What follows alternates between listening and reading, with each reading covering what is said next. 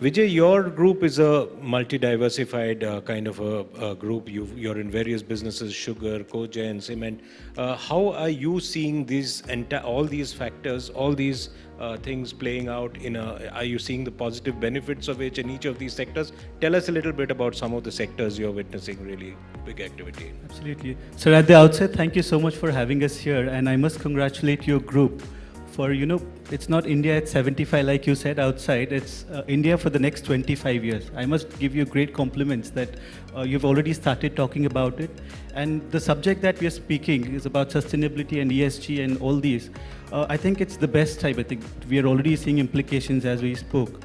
And when it comes to manufacturing sector, so I just completed reading a book which is written by Bill Gates. It's on how to avoid a climate disaster. It's more of a handbook than anything else. And it speaks broadly about the most important things for any sector, for any transition to happen is markets, technology, and policy.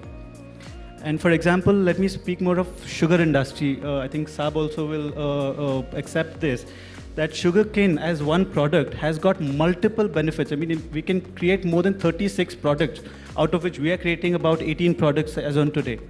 So just about 2018 and prior, we were a dying industry, and all of a sudden there is glam and glitter in this industry. So earlier we were called just as a sugar mill or a sweetener, and today we've started to rebrand ourselves as a bioenergy park, right? So to give you perspective, so just from one product, we are creating multiple of these products. For example, ethanol, which is one of the greenest energy possible. We are betting heavily on ethanol, and we have scaled up to about 2 million liters a day and counting. So we are scaling up even more. And cogeneration again is a green energy. So we're doing about 232 megawatts there. And in continuity, there is press mud, which used to be an absolute hindrance, which comes again from sugar industry. So now press mud is a very good potential for methane, so CH4, and it is the cleanest source of methane. So it's a carbon neutral, we're not creating extra carbon, so it's just CH4 that is being created from absolute waste. And along with that, so again, ethanol is C2H4 and OH. So we've got about 5 hydrogen atoms in ethanol, and we've got about 4 hydrogen atoms in methane. So going forward, sugar industry can be a very big source for hydrogen as well. And so just one product itself, our country has so much of potential to create. And I must give great regards to the government that they have woken up and they've been supporting us left, right, and center. And there is a big boom. So the world is looking at India. There have been tremendous growth in exports. There have been phenomenal achievement from the industry side. So I'm definitely, we are at a very good position here. So and there is a realization, and all of us are investing heavily. And I must congratulate all the leaders that are on the podium that have spoken earlier today. I mean, everybody is creating change, and that transition is real. So. Get it. Vijay, do you think the BRSR for the top 1,000 companies, the new reporting system, which is now mandatory for FY23, do you think that will make a difference, or do you think it will be a tick mark and companies are still not warming up to it enough as they should have?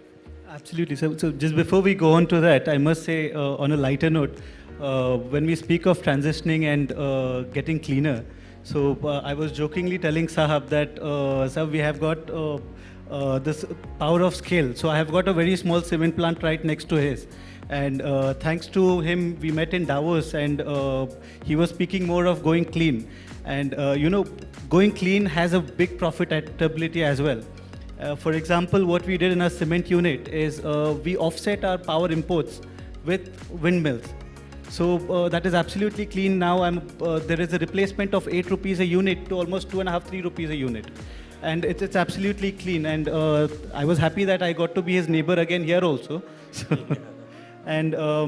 So with that said, of course, sir, I think the way Dalmia Group reports as well. So now it is a mandation, and now that the MRN Group is also looking at getting ourselves listed in the very soon. So of course, reporting is a mandation, and we are in the governance part. So it is a very important aspect, and I believe there should be a little more stricter norms, because you see, there needs to be a iron rod for us to transition also. So now that we have the suites, so there are, for example, there is the PLI schemes. There are many ease of doing business. For example, in Karnataka, we are ranked #1, and there is support left, right, and center, like I said again. So, there must be a little from governance part as well. So the more we start exposing ourselves as what we have done, and they have done this voluntarily.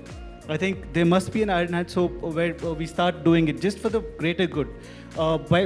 With an underline, I mean to say that there is a good profitability in going clean. So with that underlining, I mean, of course, the reporting should be there, of course.